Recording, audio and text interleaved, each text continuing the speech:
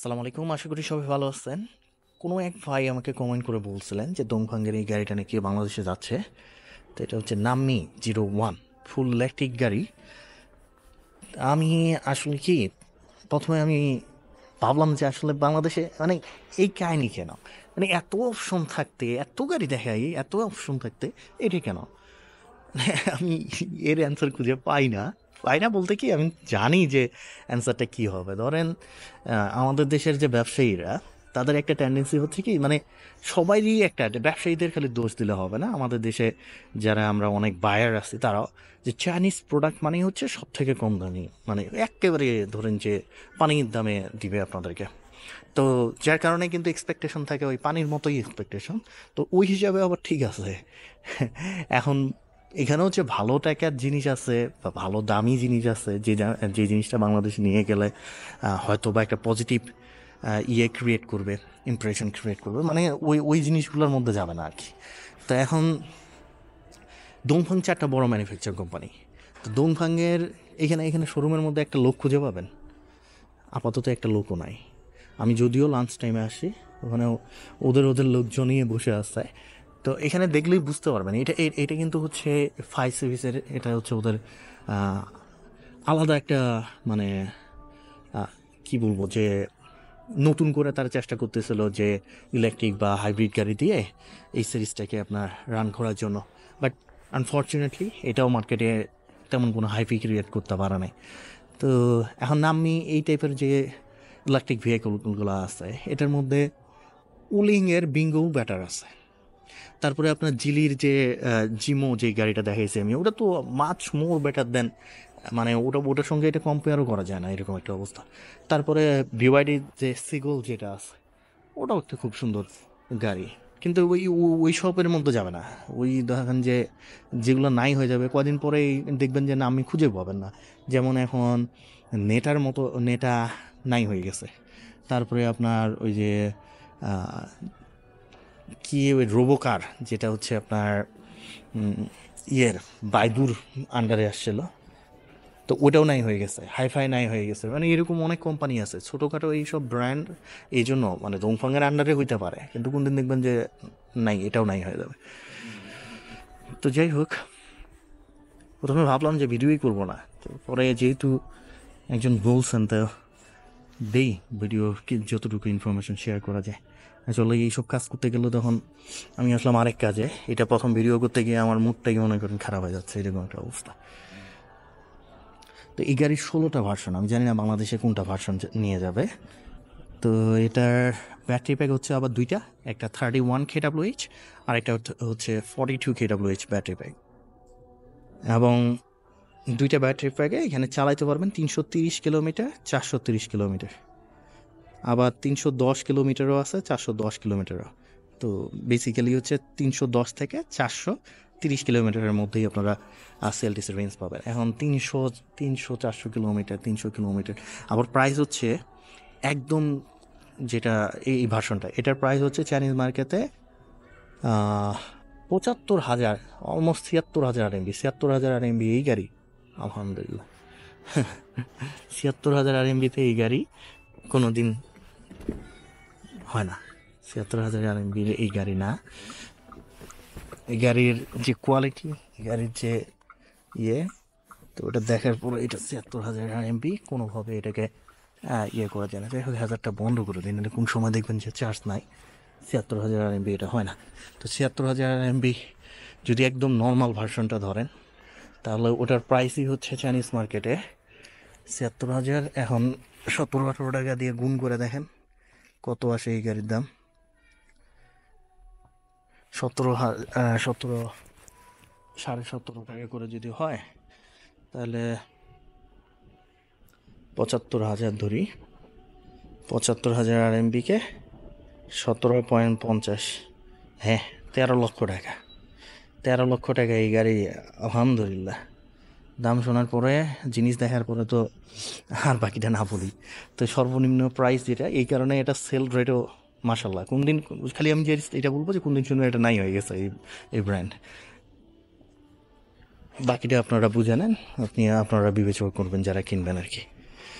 তো না, অনেক ভালো অপশন ছিল আসলে।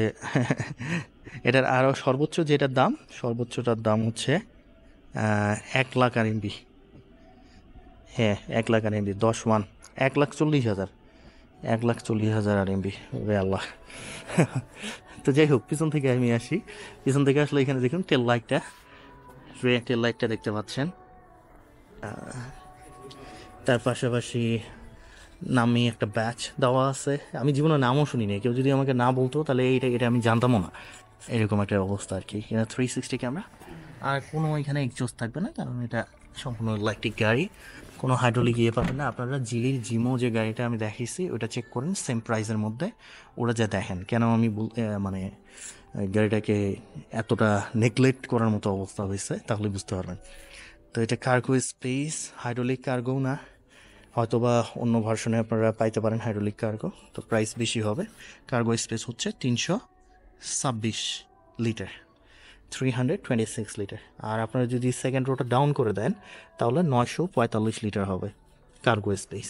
আর এটাতে হচ্ছে আপনার হাইড্রোলিক কার্গো নাই, বা হচ্ছে গ্লাস রুফ সানরুফ কিছু নাই এই ভার্সনটাতে, যেটার দাম হচ্ছে 13 লক্ষ টাকা। তো সেক্ষেত্রে হয়তোবা আপনারা যদি হাইড্রোলিক কার্গো বা হচ্ছে সানরুফ টানরুফ নিতে চান তাহলে সেক্ষেত্রে অবশ্যই দাম দেখবেন যে আরও বেশি হবে। তো তার পাশাপাশি এটা উচ্চতা বলি, উচ্চতা কতটুকু? উচ্চতা হচ্ছে 1.57 মিটার, লেন্থ হচ্ছে 4.0 মিটার, আর হুইল বেস হচ্ছে 2.66 মিটার। সামনের দুটো চাকার দূরত্ব 1.8 মিটার, পিছনের দুটো চাকার দূরত্ব 1.8 মিটার। এটাতে এয়ার সাসপেনশন তো অবশ্যই থাকবে না, কারণ বুঝতেই পারতেছেন যে প্রাইস ম্যাটার করে। তো গ্রাউন্ড ক্লিয়ারেন্সটা একটু দেখি। গ্রাউন্ড ক্লিয়ারেন্স 25 to 30 সেন্টিমিটার হবে বাংলাদেশের রাস্তার জন্য গ্রাউন্ড ক্লিয়ারেন্স। হয়তো পায় না মানে এইখানে দেখছেন, ইয়ে দেখেন ওয়েনলি টায়ার পাচ্ছি আমরা। ওয়েনলি টায়ারের সঙ্গে 17 ইঞ্চ হুইলস। টায়ারের সাইজ হবে 215/55 R17, এবং এখানে হুইল সাপটা দেখতে পাচ্ছেন। তার পাশাপাশি ব্রেক, দোংফাংয়ের ব্রেক দিচ্ছে ওরা। যাই হোক, সামনের দিকে একটু আসি। সামনের দিকে আসার পরে এখানে দেখেন একটা এলইডি টেম্পারনিক লাইট, এটা আছে যেটা দিনের বেলা এবং রাত্রেবেলা ভিজিবল থাকবে। তার সঙ্গে LED headlight, LED high beam, low beam পাবেন। ওখানে লোগো 360 ক্যামেরা এবং একটা ফাংশনাল গ্রিলও আছে। তার পাশাপাশি এই জায়গায় হচ্ছে আপনার চার্জিং পোর্টগুলো, দুটো চার্জিং পোর্ট আছে, স্লো এবং ফাস্ট। এটার যেহেতু ব্যাটারি প্যাক অত হাই ব্যাটারি প্যাক দিচ্ছে না, আপনারা দেখি আমি একটু চেক করে নিতে হবে। যদি স্লো চার্জারটা ইউজ করলে সর্বনিম্ন হলো, স্লো চার্জারটা ইউজ করলে 7 থেকে 8 ঘন্টা সময় লাগে। ফাস্ট চার্জারটা ইউজ করলে 30 মিনিটস। তো এটার কার্গো যে স্পেসটা, এটাও হাইড্রোলিক না, তো সেক্ষেত্রে কার্গো স্পেসটা আমাকে ইয়ে করে ওপেন করতে হবে। ফুল ইলেকট্রিক একটা ভেহিকেল।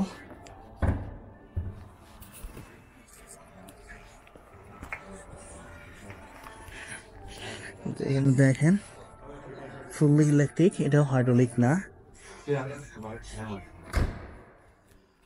তো এটার পাওয়ার আউটপুট বলি। পাওয়ার আউটপুট হচ্ছে আপনার, এই ভার্সনটা অবশ্যই 2 হুইল ড্রাইভ। পাওয়ার আউটপুট কই গেল?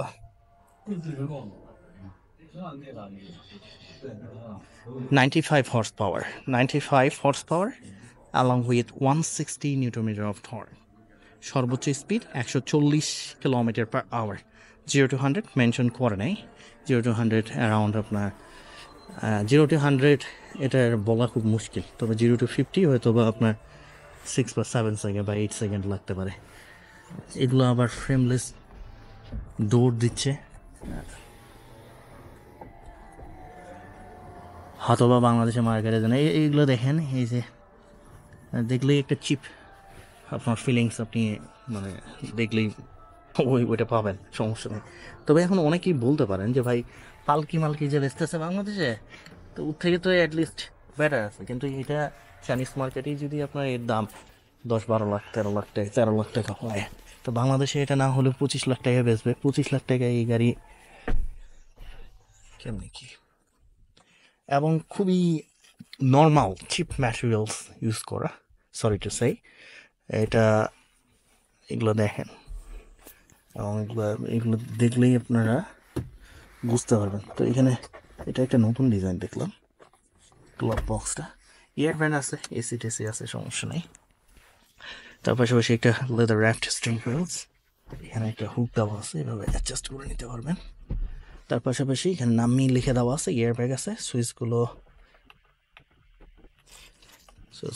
তিনটা মোডে সাধারণত ড্রাইভ করা যায়, নর্মাল, ইকো, স্পোর্ট। আর এখানে একটা ছোটো একটা স্ক্রিন পাচ্ছেন, যেটার মাধ্যমে সেলফি সিরিজ ওই বন্ধ হোক বাবা, বন্ধ হোক, ওটার মাধ্যমে সিএলটিসি রেঞ্জটা কি মনটা করছে, তো এটার মাধ্যমে সিএলটিসি রেঞ্জটা আপনাদেরকে চেক করতে হবে। এখন এই যে চার্জ দেখতে পাচ্ছেন, 211 কিলোমিটার চালানো যাবে এটা। যাই হোক, সো সব কিছু হচ্ছে চাইনিজ মার্কেটে, এটা যেটা আমরা ইউজ করতেছি, এটারে গ্লোবাল ভার্সনে অবশ্যই ইংলিশে পাওয়ার কথা। জানি না বাংলাদেশে কে নিয়ে যাইতেছে দোংফাং, আবারও দোংফাং, হয়তো বা ওই যে ডিএফএস এর গাড়িগুলো দোংফাং গ্লোরি নিয়ে যায় ব্যস্ত ছিল না, ওই গ্রুপই কোনো না কোনো গ্রুপ অথবা নিয়ে যেতেছে। তো এখন ওই গ্লোরি ব্যাচে, দোংফাংয়ের ওইসব গাড়ি ব্যাচে একই একই একই অবস্থা হবে। তারপরে তো ওটা তো তেলের গাড়ি ছিল, তেলের গাড়িগুলো ইঞ্জিন টিঞ্জিন তারপরেও ধরেন যে চলে, সব কিছু মিলায় 2-4-5 বছর তারপরেও মেনে নেওয়া যায়। কিন্তু এটা এটা যে কি হবে বাংলাদেশে নিয়ে যাওয়ার পরে। যাই হোক, এসি একটা আছে, এয়ার ফ্যানগুলো তো বললামই। আর এই জায়গায় দেখেন, এই জায়গায় এটা তো ওয়ালেট চার্জের ফাংশনাল হওয়ার কথা না, দেখে লাগতেছেও না যে এটা ফাংশনাল। যাই হোক, এটা একটা অ্যাটলিস্ট একটা ওয়ালেট চার্জের দিছে গাড়িতে মোটামুটি এই বাজেটের মধ্যে। তবে এই বাজেটের মধ্যে এটা হচ্ছে আপনার ইভেন উলিংয়ের বিঙ্গোটাও অনেক স্ট্রং গাড়ি। এখানে একটা সকেট দেওয়া আছে, তার পাশাপাশি হচ্ছে ইউএসবি পোর্ট আছে, এবং এখানে আর্মরেস্টের সঙ্গে একটা বক্সও আছে। উপরের দিকে দেখেন, এটাতে সানরুফ গ্লাস রুম নাই, অন্য ভার্সনটাতে থাকলেও থাকতে পারে, আমি দেখিনি ওই ভার্সন। এগুলো পুরা চিপ কোয়ালিটি, এগুলো পুরা প্লাস্টিক, দেখেন একদম চিপ কোয়ালিটি ম্যাটেরিয়ালস। এখানে মিররের সঙ্গে একটা গ্লাস, আপনার এর থেকে ওয়ে বেটার দেন জিলি গ্লোরি, এবং জিলির গাড়ি। তারপরে হচ্ছে আপনার ইয়েটাও নিতে পারেন, ইয়েটাও কম্পেয়ার করা যায়, বিআরডি ডলফিন যেটা আছে একদম সিগুয়াল, ওটাও নেওয়া যেতে পারে। কিন্তু এই গাড়ি আমি বুঝলাম না যে এই গাড়িটা এতে কেমনে কি।